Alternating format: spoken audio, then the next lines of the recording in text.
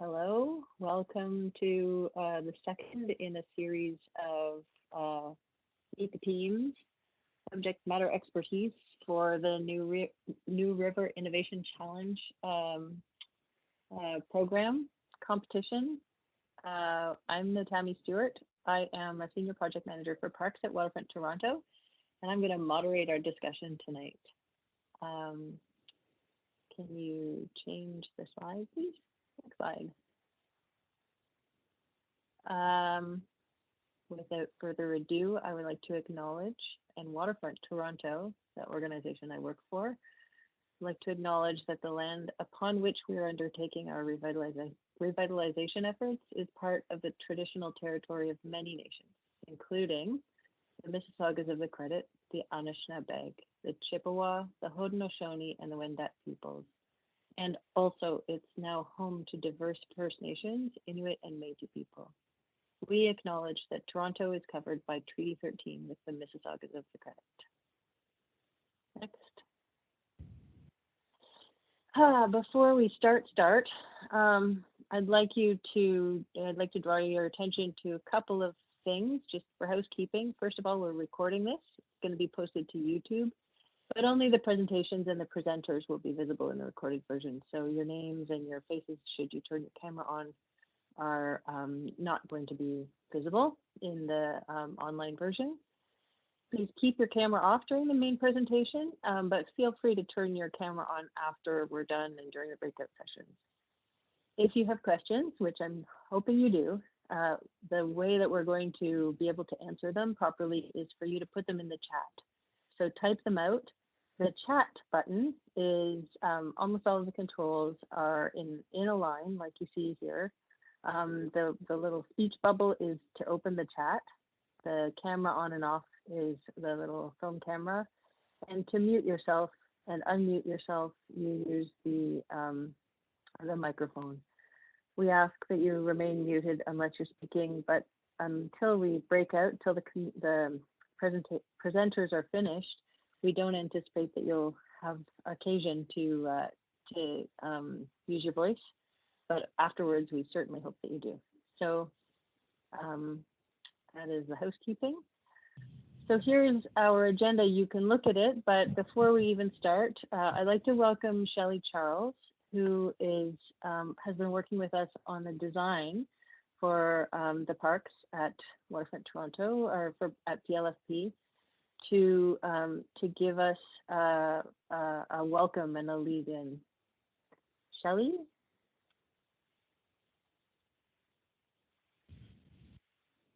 You need, I think somebody needs to unmute you. Yeah.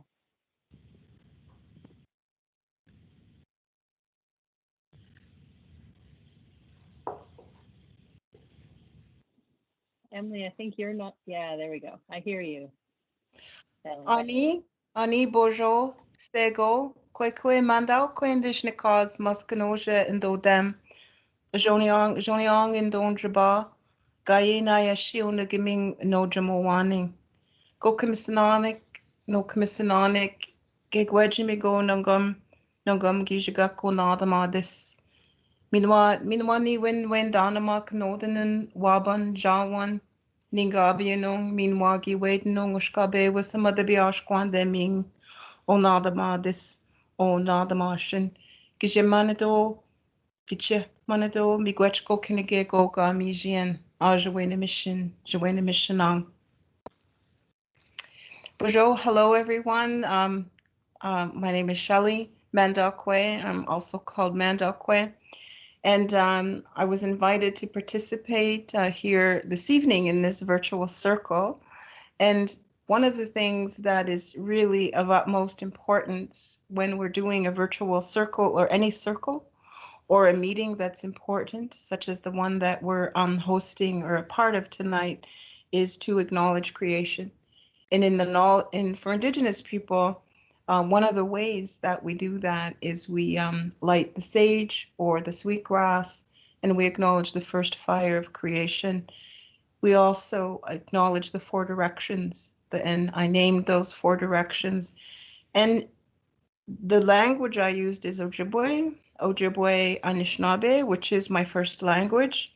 And in the doing of all of this, the main one of the main reasons for doing that is to ensure that how we proceed is in a good way, is in a respectful way, is in a kind way, in an inclusive way, and then we acknowledge everything else in creation, and we save ourselves for the last. So I want to say Chimigwech and welcome to everyone. Thank you so much, Shelley. And on that auspicious first foot, I'd like to start this presentation. So I'll tell you a little bit about the New River Challenge, and then we'll hear from Emily and Shelley. Once Shelley's done, we will take questions and provide answers. And once that's done, Shelley and Emily and I will disappear, and you will be sort of given the chance to use this forum to be able to talk to each other about competition things and to do networking. And if there's a lot of people here, we will break you out into separate rooms. And if there aren't enough, we will keep you all in one room, and you guys can talk amongst yourselves. So without further ado, what we're doing here, Waterfront Toronto and its partners are required through the EA process to gather scientific data to measure the performance of the New River. So we have to do this. We have to count the things that we're building and see how they perform, how well the ecologies that we're building are going to survive, and how well they're providing habitat for the fish and the wildlife and the vegetation.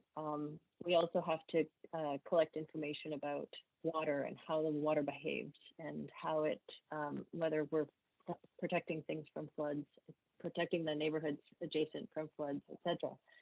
So our question to you, and our question for why we're having this challenge, is to ask how we collect and share environmental data from these new ecosystems to incentivize, to compel the people who are going to be in these places to take part in conservation, and to incentivize behavior change in the wider community. So this is really interesting to me that we're doing this in three parts. One is we did an earthworks with geotechnical and environment, soils and groundwater experts on Thursday, I believe, last week. And they had some really interesting questions about the earth and how they were interested in how it was going to change over the next 25 years, and the soils underneath, and the sort of way that we're building this. And our guests today, next slide. Our guests today are here to talk about the above, what we call in the project, the above the top of bank part of the project. Although not exclusively, I think we're here to talk about people and how people interact with this. And I think it's not simply a distillation of data necessarily, but I think some of the most important things about how people are going to be interacting with this river are about how people interact with each other and with the earth, and that they're going to be able to experience, and with the lake and the water that are there. So our guests are to a certain extent people.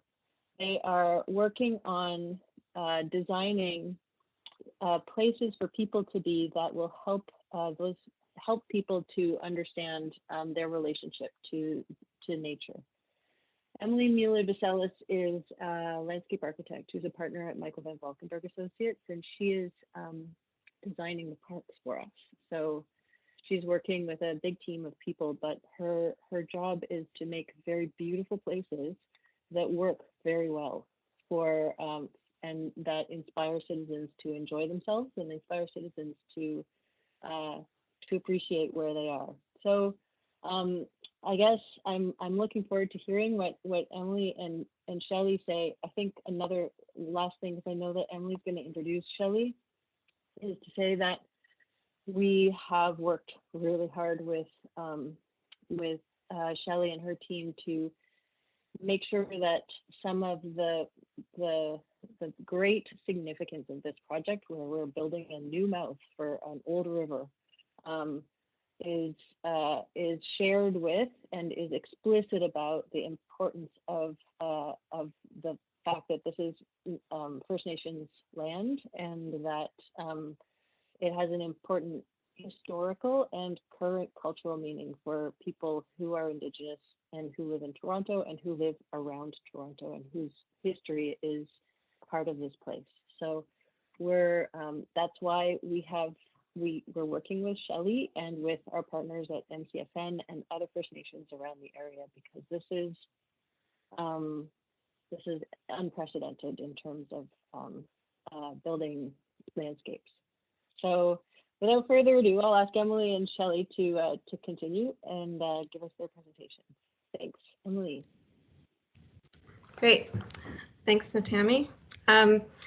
Thank you for inviting us to talk about the parks and the people aspect of this. I am going to share my screen.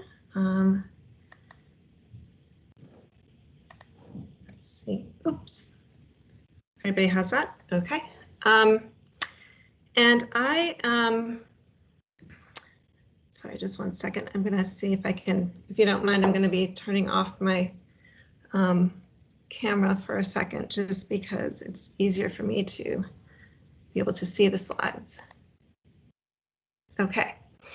So as Natami said, I work with Michael van Valkenburg Associates. We're the landscape architects who have been charged to deliver the project for the PLFP project. And the three main aspects of the project that we need to deliver are flood protection, that's the foremost, naturalization of the Don Mouth, as well as placemaking. And as Natami said, that's the part that I'm most involved with in terms of our firm. Let's see, sorry.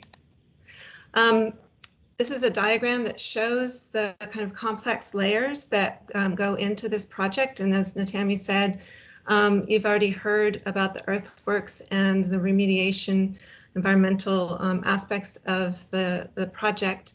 I believe you're going to be hearing about the river aspect at a later date, but the aspect that I am involved with the most is the parks project. That is the kind of human landscape aspect of it, and the urban aspect of it as well. So what we've been doing as a large team is really trying to conceive what it means to create a new river mouth here at the Portlands, and what that really means in terms of creating a park that is going to be a destination park for many of the people in the city and in the region, and then also it's going to be a place for the local community, a place that is visited day to day. The project is, this is the full vision of the project that shows it totally built out and in the complete project phase of it. To the left here is Promontory Park South and River Valley Park North, and River Valley Park South are the charge that we have. In the Portlands that we have the project, the PLFP project right now, it is by 2024, we're going to be delivering these three different parks. The Promontory Park South, as I said, River Valley Park North, and then River Valley Park South, which are basically at the banks of the new river that comes off of the Don Valley into the Portlands, has been carved out, and also out into the ship channel as well. So when we first started the project, we really wanted to understand how this, as one of the very first contemporary large urban parks, how that is going to be plugging into the larger whole of the parks system that you have in Toronto and the Greater Toronto area. And to really understand that, not only do we need to understand how it's ecologically connected and part of this larger system, but also how the program of the park is connected to the larger aspects of Toronto as well, and the different way that this particular park is going to offer new programs and activities to the Toronto area that other parks do not. Another aspect is that obviously we're charged with delivering the naturalization of the Don Mouth, and so primarily the idea is that we are going to be reconstructing and renaturalizing the river. But the other challenge is that this river system is a robust one, but it's also quite fragile, and needing to understand how to protect it into this urban condition. One thing that we are really very much aware of is the relationship between the river valley itself and the uplands as a way to protect the river valley. And so thinking about this as a landscape and an ecology and natural systems, we're also thinking about how it is a public park as well, and how programming and human occupation and habitation of this landscape also needs to happen and occur. So as we were designing the park, we had many moments where we reached out to the public and identified programming through public and stakeholder engagement. This is an image from one of our initial consultations, where we showed the first ideas of the design to the public and got some really great feedback in terms of what they wanted to see and how this particular park is a very different park than any other one along the within Toronto. What we heard from people was that they really wanted a range of experiences. They wanted to be able to have spaces where they could have fire pits, views back to the view of Toronto, event lawn areas for large events, the ability to have kids camps, water recreation. Connection to water was a huge piece of feedback that we got. This is a really incredible opportunity to have the ability to touch the water. Much of the waterfront of Toronto is behind a dock wall. And so this is the one moment where we are able to really have the access to water, to the river, and to the inner harbor. Another piece of feedback that we got was that they really wanting to make sure that there's a good age range of programming, having destination play at the center of it, picnic areas, activities like cross-country skiing that would allow for a full usage of the park throughout the year. Obviously, Toronto being in a northern climate, making sure that it's comfortable and welcoming, and that there's a lot of activities to do throughout all 4 seasons. Nature play was another aspect, wanting to make sure that the play that would be happening in here, it really has that connection to nature. And then also just open lawns for people to gather. So in taking all of this information, we looked at how we could embed that kind of programming and activities within the park, within the overall landscape that we were charged to design. So what we did as an approach was to really start to think about how the different types of activities, where it made most sense in terms of its relationship to the river, its relationship to each other within the park, and then its relationship to future neighborhoods or the future precincts that are being developed and the existing neighborhoods and how to connect out to that. So in general, what we did was we put a lot of the destination and program that is a real draw to the city and the region at Promontory Park South, where we've got a lot of program here that allows for large-scale events, such as the event lawn that's here. We have a future destination play area in this area here. We also have the mouth of the river as it enters into the inner harbor with a canoe cove circuit here, so getting access from 2 beaches down into the water. We also have a layer of heritage here where we have the Atlas crane here, and then dock walls that are along the inner harbor that will remain, that are an esplanade walking for being able to have views out, but then also fishing and connection to the water. All of this is composed in a way that leads you up to the top of a promontory that looks out onto the city in this area as well. So we really see that this is a draw for the city, and it's going to be highly viewed from the city back to the Portlands.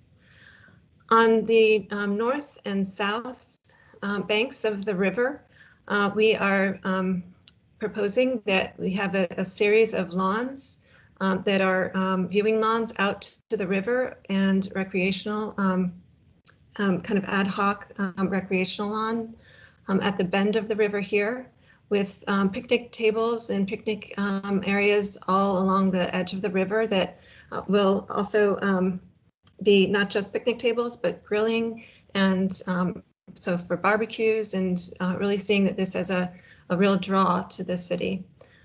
We also have a couple of dog off-leash areas that are connected to the larger urban fabric of the city and the community here, as well as the nature play area here, which really kind of carves into the forest and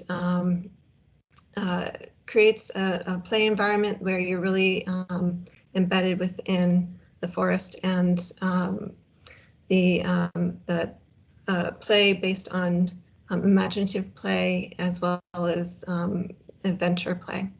We also have a Fire Hall 30, which is a heritage building that is on site, but it's being moved to this location to be a park facility.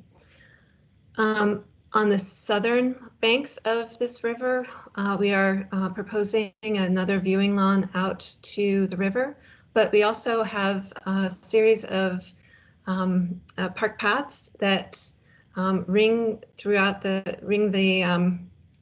the park itself. But one of the paths is an extension of the Lower Don Trail that comes down from the Don Valley and comes up and over into River Valley Park South, where you have views out to the river, and then takes you back to the Martin Goodman Trail that either takes you to the north to Toronto or to the south to Cherry Beach.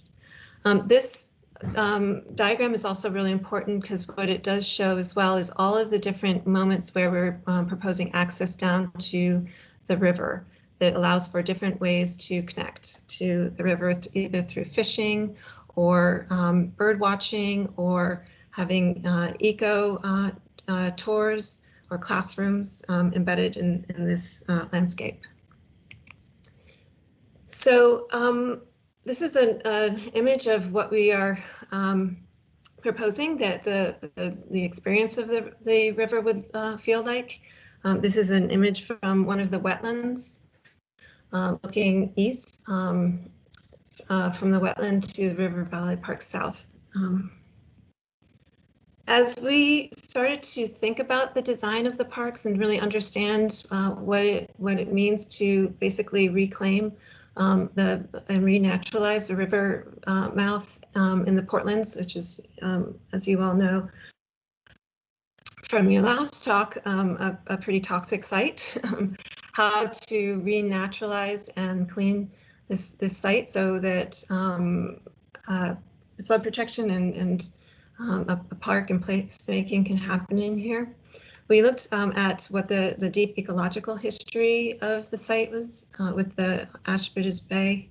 Also, the fact that this was an incredibly important site for the Indigenous peoples as well to access the water and to hunt and fish and have a meeting place. Thinking about that deep ecological history and then how that is at the basis and at the foundation of where we are in terms of what we've inherited here with the Portlands. We also went out to analog sites to look at other rivers to understand the scale of those rivers, to understand the aspects of those rivers that make them work in terms of understanding the river channel itself, with the channel meander, with the levees that protect the wetlands, and then also the valley frame of the valley forest frame that really protects these rivers with the encroachment of the urban frame around it. And so this shows the diagram of how that starts to inform the design. And working with our ecologists and our hydrologists, we were able to start to think about how to make these landforms and forms of the river to create these framework for different types of plant communities, ranging from open water to these levee paths that allow for emergent marsh and floodplain forests and submergent marsh, going all the way up to the uplands. And I'll focus more on the uplands as that's part of the layer that I'm more involved with. So this is a view looking west from the picnic area to the River Valley Park North. This is the picnic area, the bridge in the background, and the river to your left. So to create a forest in a condition where we don't necessarily have even a drop of soil or a tree to design around, we are basically having to recreate what this natural system would be. And in thinking about creating this the forest frame, realizing the different levels and different layers of that forest frame, we were looking at the different types of park planting types that would support the forest frame, but also be able to support that kind of programming that I described. So we are proposing a matrix of landscape planting types such as groves, glades, hedgerows, entry gardens, lawns, and the mixed forest. This diagram shows the distribution of those different planting types and shows the different planting zones that we have here.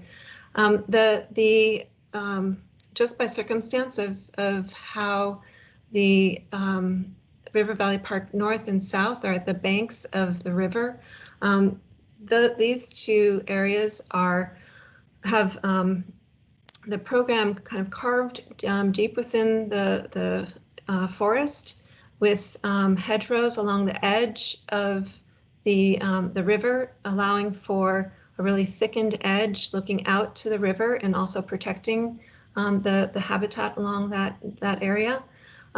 Introducing entry gardens at locations where we have the streets and connections to the precincts coming into the parks. And then also a series of lawns that allow for inhabitation and views out.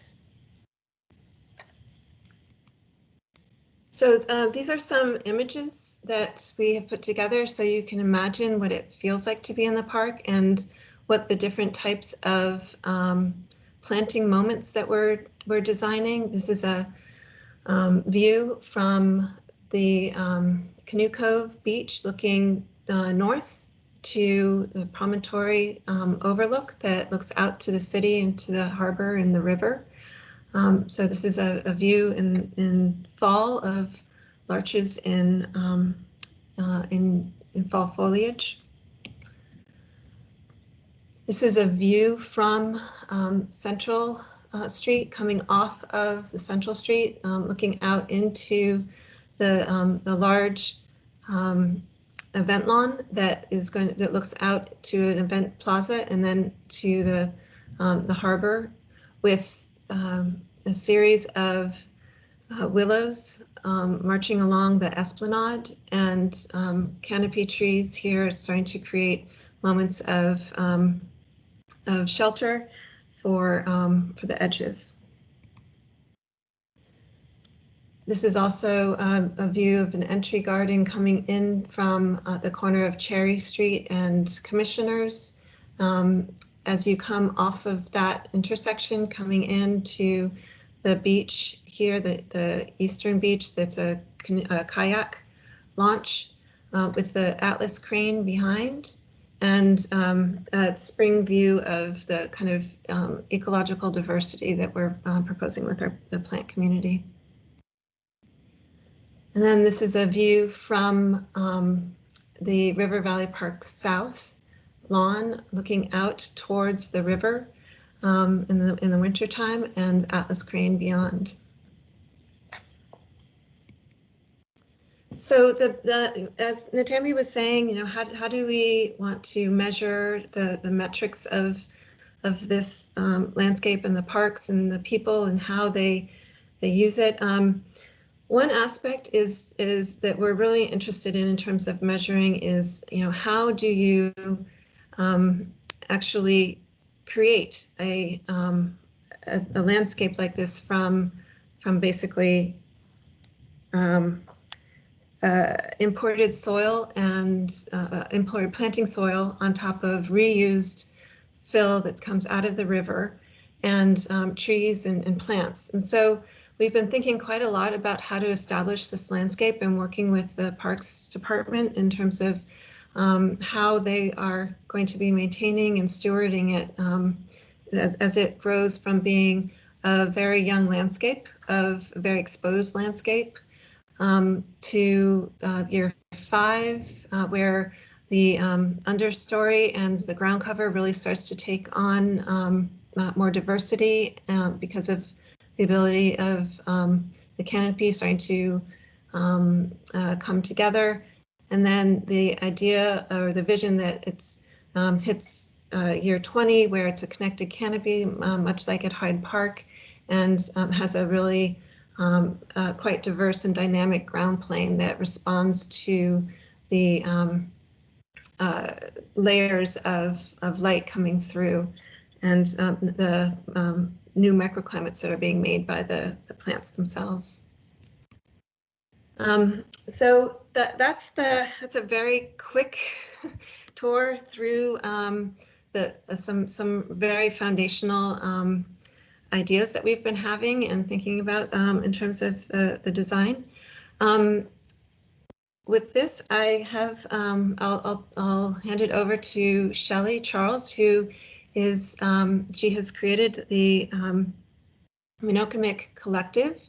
It's a group of people that she has been working with to as a partner to MVVA as outreach to understand the layer of Indigenous design in the park, and has been meeting with community people and leaders, and talking about the project and getting feedback that is starting to also get integrated into the design. And there are a couple of slides here that talk to that. But Shelley, I know that I'll just hand it over to you, and why don't you let me know if you want me to forward any slides.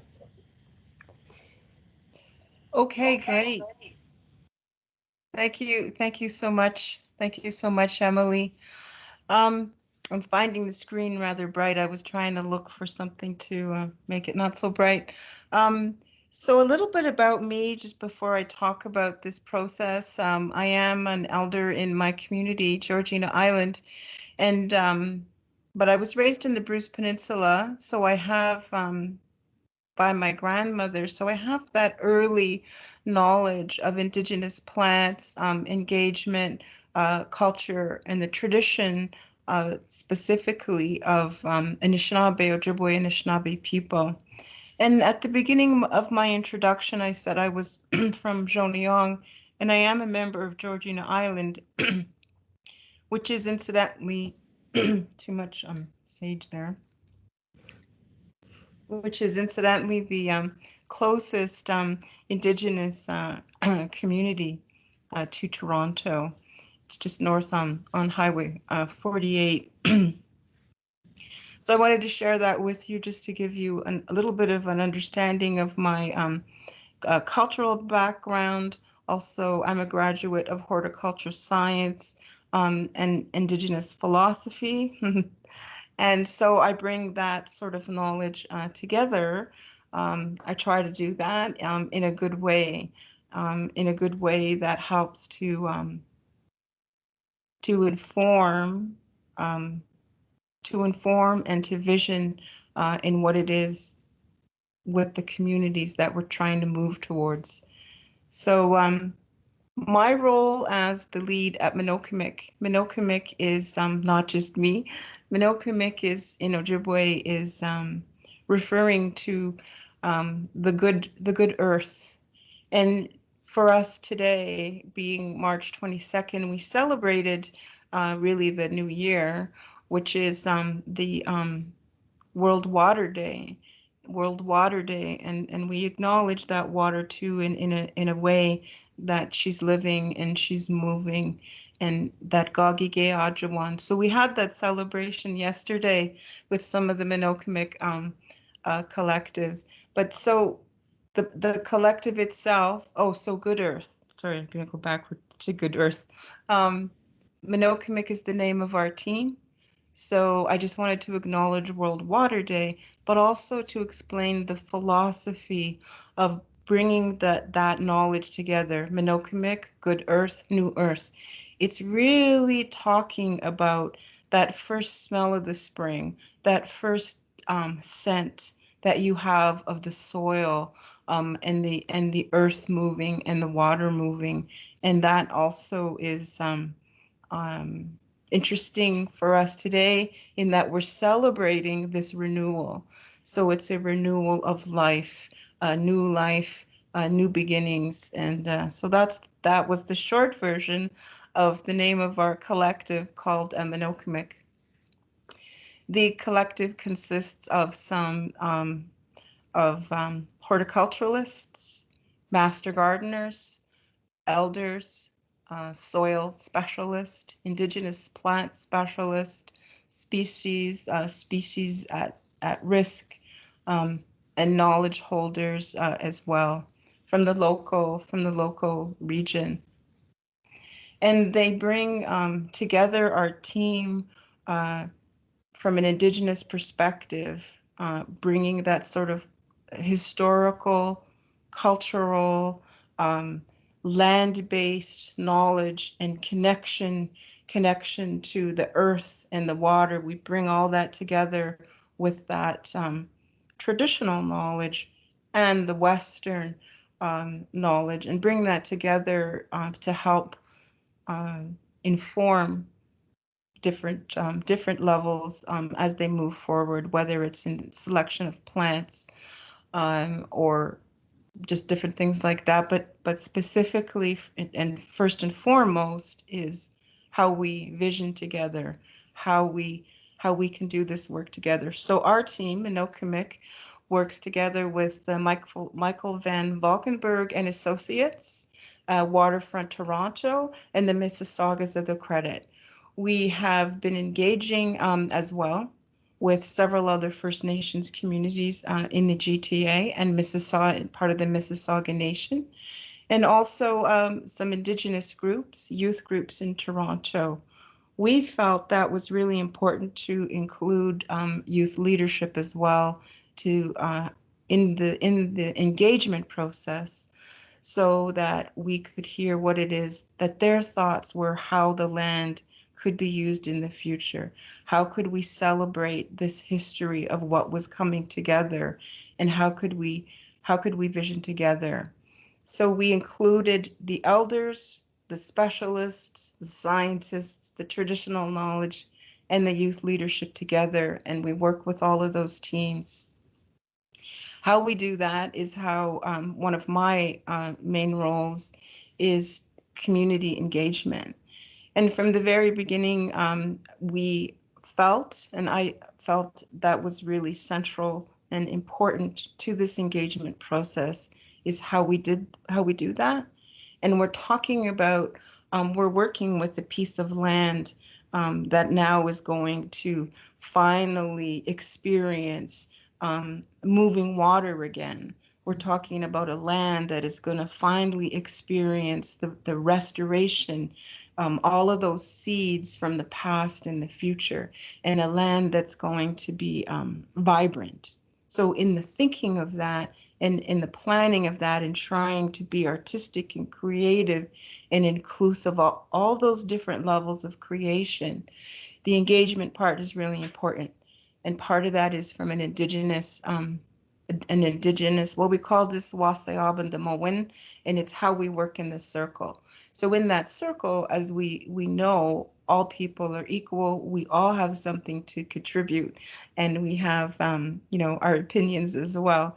Really important to include Indigenous communities, individuals, and communities and organizations that were involved in the environmental assessment.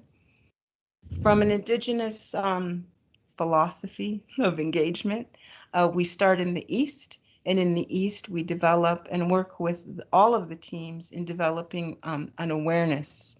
And part of that awareness is what I just talked about, is the experience of where you are, what it is that you want to do, what you're looking, how do you fit in here, how can you contribute, and what are your skills. So in the doing of that and connecting with all of those community members and all those different contributions and opinions, what became central as well to this engagement was to develop relationships, how we relate with each other. And from an Indigenous perspective, there are a number of levels that we are always trying to ensure that we are engaging at once. So we're operating from multiple levels. Building the relationships with these teams is central, and with the community as well, so that everyone gets to appreciate the skills, but also work together in developing that new relationship that's happening at the site with the restoration, the total restoration of the environment, the soils, the plant life, and the animals and the air. A four-directional process that we engaged in. We started in the east, and then it moves to the south and into this place of knowledge. We've learned what we were going to do. We've talked a bit about a vision. We've related together, outreached, and made those safe places where we could have conversations. And oftentimes, when you're dealing with traditional knowledge and scientific knowledge, there's a little dialogue that happens there. If you're doing it well, what you end up with is this bundle of knowledge where the architects and the landscape technologists and the horticulture experts and the erosion experts can put all that knowledge together. And now, how are we going to move? What's our next step? How are we going to inform those that design? It's the restoration of this land, this natural environment. So how are we going to do that? This Indigenous consultation process, I can say, uh, well, I created it with Elder Jim Dumont. I can say that it works. This is a innovative project, and probably the first of its kind in the Toronto waterfront area, where the corporation itself recognizes the importance of Indigenous engagement and Indigenous voices in moving forward, because for a number of levels, not just in response to perhaps maybe fulfilling some parts of the recommendations from the Truth and Reconciliation Commission, which had 94 calls. There's lots of recommendations there. Not just that, but there was this organic and honest and commitment and dedication by the teams, and inclusion of the Indigenous voice and what could be created. So I'll stop there because I think I'm going over time already. So I talked about the team, and I know that some of them are on. I saw your names. Hi everybody, you can participate if you like. So as a result of these, I'll try to speed it up.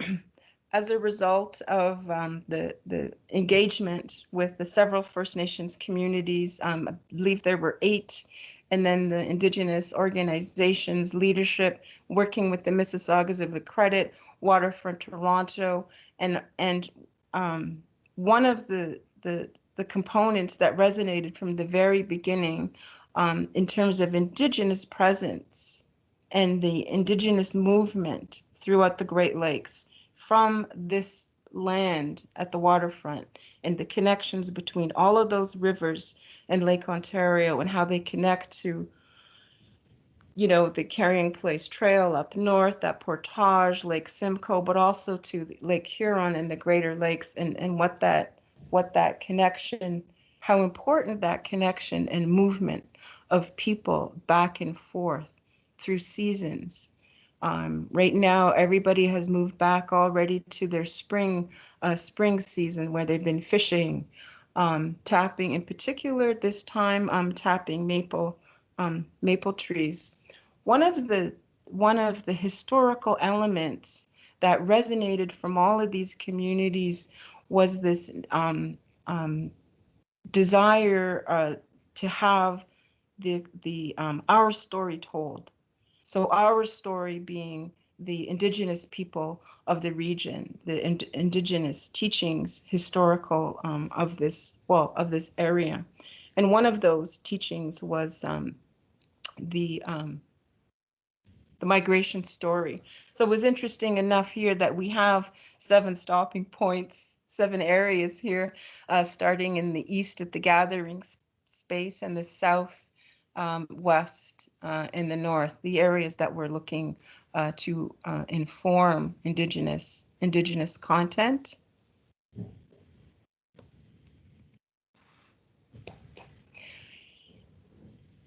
And I'm going to stop it there. If I actually can't see a thing. No, that's fine. There's a feedback, I think. The last slide that we have here does show a lot of the discussions that we've been having with Shelley and the Minokomic Collaborative in terms of looking at the forest frame. So trying to go back to the kind of full circle of the discussion we've had here, that looking at the plant palette and seeing some of the Indigenous planting here that was already part of the planting, but is also brought to the foreground and is part of integrated into the design. So all of these are different species that we've been looking at with Shelley and her group, and thinking about how this also could be another layer of informing the design. And so I think, Natami, that's kind of the almost the final slide. There we are in terms of what the parks are going to look like in 2024 when they're all done. And I don't know if we want to open it up to questions. Super. Thank you, both of you, very much. I think this may be one of the most challenging parts of our challenge is incorporating some of the ideas that you've heard tonight into like I guess a platform for the conveyance of information, some kind of intervention or proposal for us. I think it's a lot easier to talk about data in some ways than it is to talk about relationships with the land and how that turns into changes in the land. However, we do, as Shelley has said, and we're building a new bundle of knowledge. I really appreciate that metaphor, Shelley. Thank you. I feel like you're contributing to my very own bundle of knowledge. Okay, so I am going to move to questions. Please, everybody, if you have questions, put them in the chat. And in the meantime, we have 3 so far. One is for Emily. What happens to the path in the Dawn Greenway during high water or floods? Yeah, so the path in the Greenway, some of these paths in the Greenway, when they are at a flooding level or they actually will be immersed in and submerged underwater. The levee paths that we have proposed in this area here and here, those are at an elevation that allows for those paths to be revealed at high lake level. But in general, depending on the flood event or storm event, the path in the Greenway, because that's an overspill into the river channel, I think it's the 25-year storm, it will become submerged. So there's a temporal aspect of this that, depending on how high the water is, whether you're able to go along that path with that storm event. Okay, great. A question for Shelley is, and I'm sharing the questions here. So if you put your question in the chat, I will get to it, but I'm just sharing them out here. Are the seasonal water level changes, like the fact that the Don River floods and goes up and down with lake levels and with storms and things, is that culturally significant? Well, I think that's a really good question. So, yeah, for sure, it's culturally significant in so many ways, in the consideration of what indigenous plants do well in that environment, and also in terms of the animal life itself. Okay. There is a question, and I think maybe there's somebody called Kate Etcher who would be able to answer this, about when will the project timing be announced for the opening of the Don into the new riverbed? I kind of know the answer, but I'd like Kate sorry, Kate, or somebody from our comms team for the project to let us know about project completion. If you can't, Hey, Tammy, if you it's don't Michaela here. Hi. So I'm one of the communications coordinators on the project. I don't know offhand exactly when the Don River will start to flow through the new river valley, but the final completion date for this project is 2024. Although I can say that they are starting to get in the process of putting the river finishes in the river valley. So that is the first step after the excavation towards letting that water flow through. So soon, but I don't know exactly when. Not that soon. I know that doesn't really answer the question. So, could I add to that too? And I don't really know where the question originated from, but from an Indigenous perspective, when we think about just how the water is flowing, that forever flow of water that hasn't really been flowing freely since 1918. And when is that day, or when is that time, or what is that period? When is it going to be that that's opened up so that those waters meet? From an Indigenous perspective, that would be something that I would be advising on, that, we could have a host. Well, there will be lots of us there, welcoming the mixing of the waters after so much time. But it also was a good opportunity, as we're thinking what sort of events that could, inclusive events that we could have. And one of them is that celebration, that universal celebration of the reintroduction and the new relationships that are happening within the water itself. Thank you. Thanks, Shelley. I do, yeah, we're tomorrow morning at 8 a.m., bright and early. I'm going to go look at a mock-up of the very first stone over which the river will flow. So it's very exciting for me. It's like the very first thing that the river's going to touch, and it's going to be like, we're going to try building it tomorrow, give it a try, and see how it see if it meets spec, see if it meets muster. That's really exciting. It's going to take a couple of years to get it all finished, though. Okay, back to our questions. As I understand it, Keating Channel remains a hardened channel with no change and no eco-education outlooks. Maybe I'll give that to Emily. I know that Emily isn't the underwater specialist, and so, but I'm pretty sure she knows it anyways. But about what happens in the Keating Channel, maybe. Yeah, sure. I can answer it to the extent of what I do know about it. So yes, part of the design actually is to keep the Keating Channel with the dock walls. Part of that is that the Keating Channel actually still will be doing quite a bit of work with the hydraulics of bringing the water down and it dissipating through the mouth and through the channel.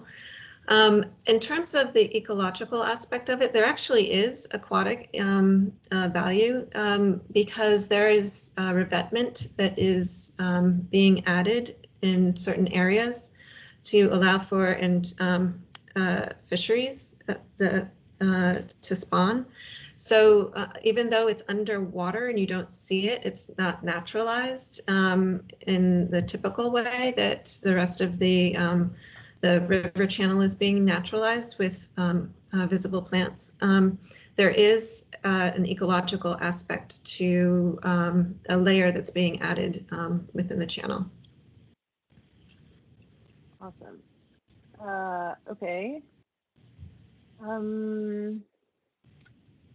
So there's a question about whether all the planting is going to be completed before the water is released, and I think can I take a little stab at just talking about how complicated it is?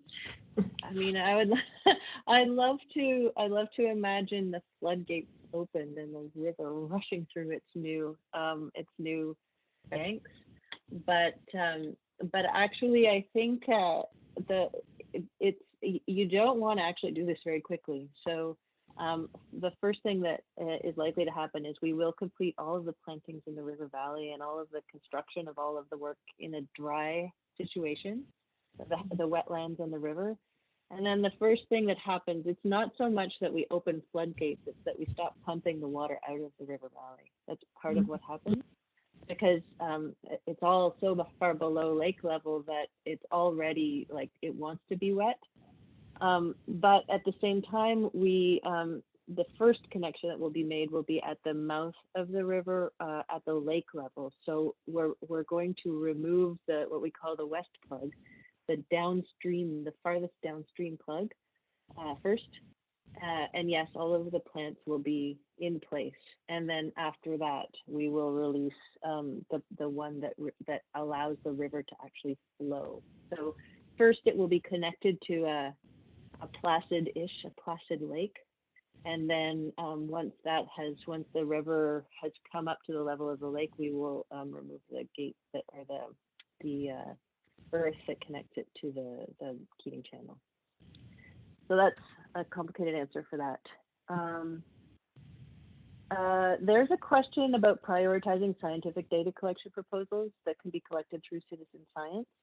And that's about the competition. And we want to answer that question, but we also want to answer it for everybody who is part of the competition. So we don't necessarily want to answer it here and in another place.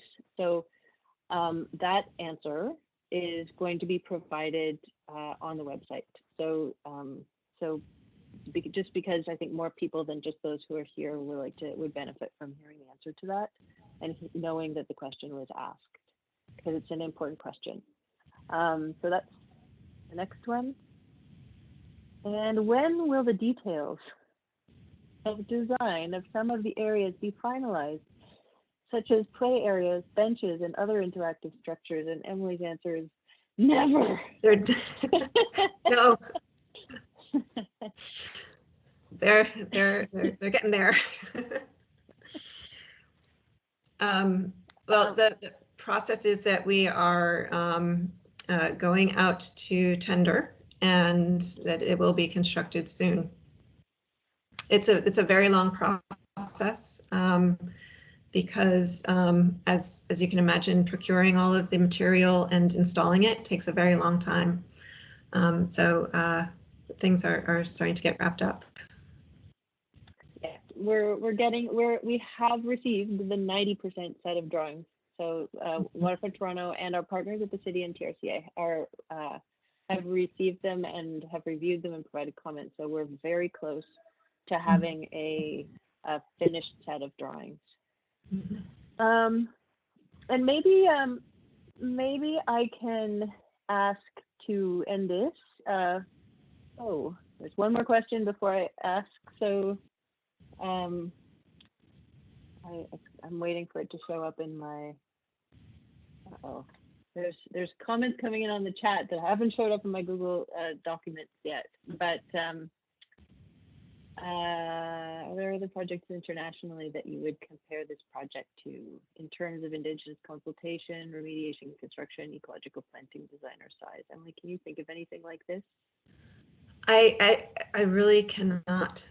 I really cannot. This is a quite unique project. We've done quite a lot of restorations of riverfronts and working in Portland's type locations, but all of the different layers that were just mentioned, having them all together and the scale of this, this is, I think that this is a kind of groundbreaking project. Maybe in Australia, maybe, or New Zealand, but I can't think of one specifically. Mm-hmm. There's a question about population on Villiers Island, and I can't give it to you, but I can refer you. Maybe somebody on the team can look it up fast. The Villiers Island precinct plan. So there is a plan, and it does include some urban design and scales of buildings and number of buildings, etc., that we're anticipating will show up in Villiers. But it's significant. So maybe Alika will put that in the chat. And I do want to wrap this up because it's getting close to time. I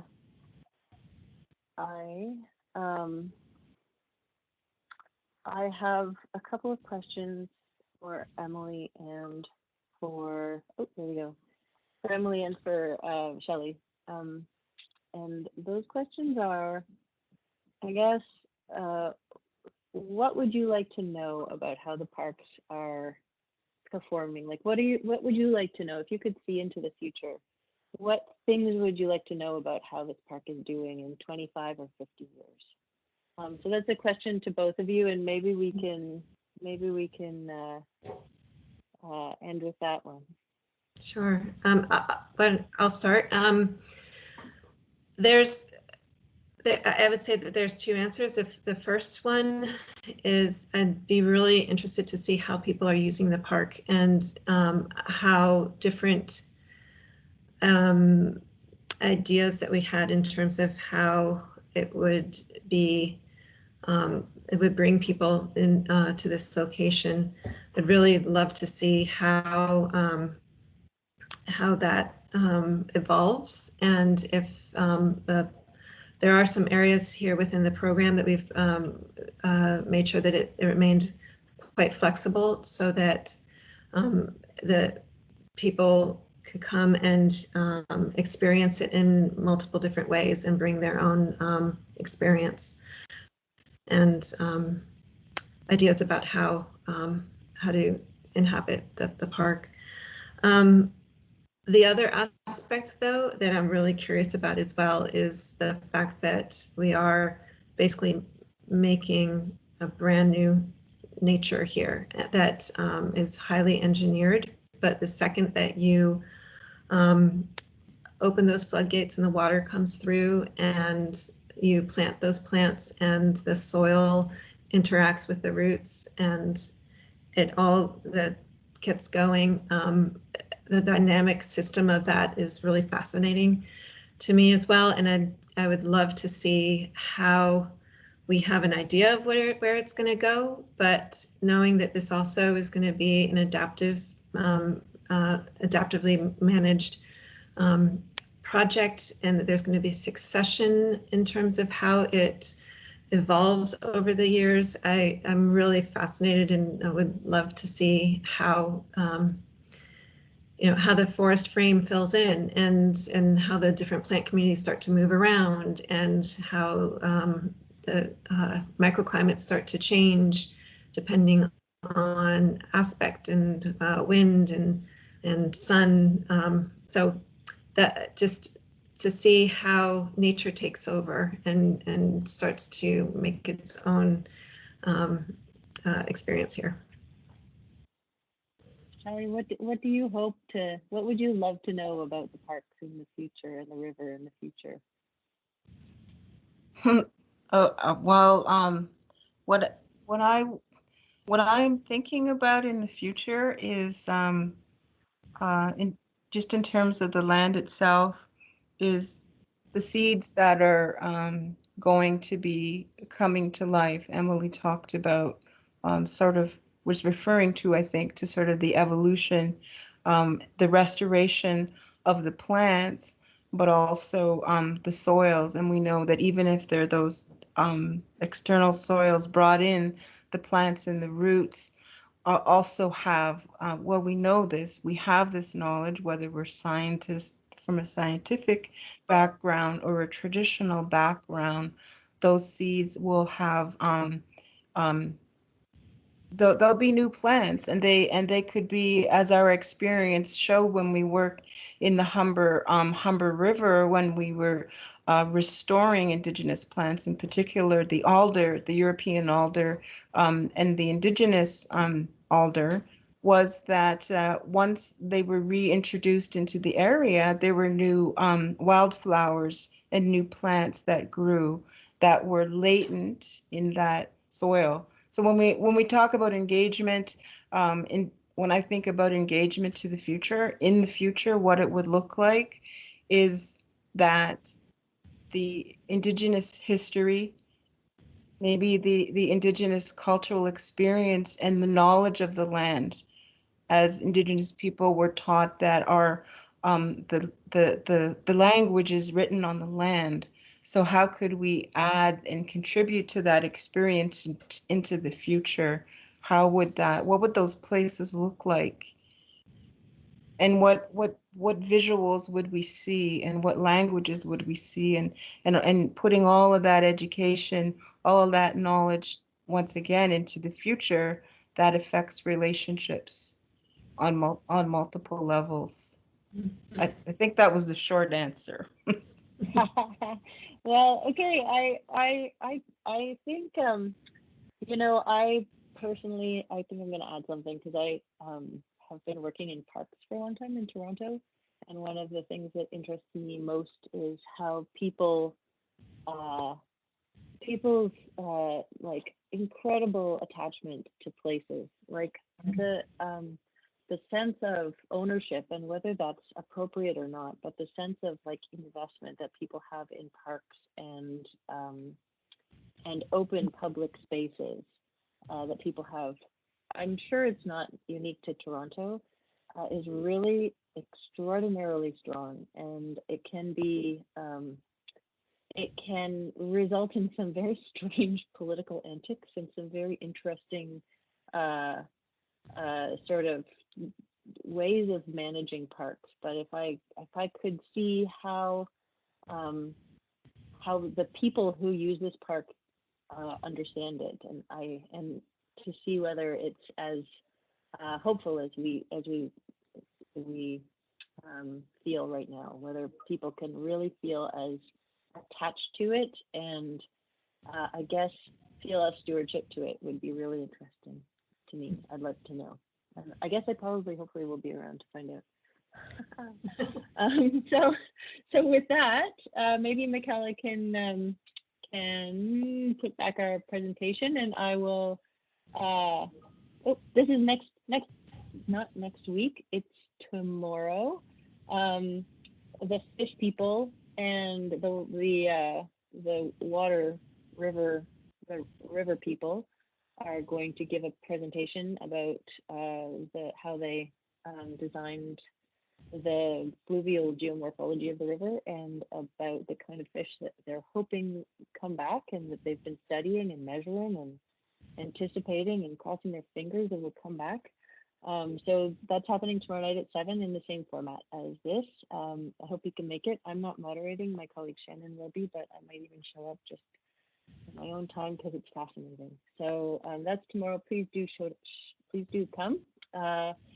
And thank you very much for coming, and I'll talk to you soon. Goodbye.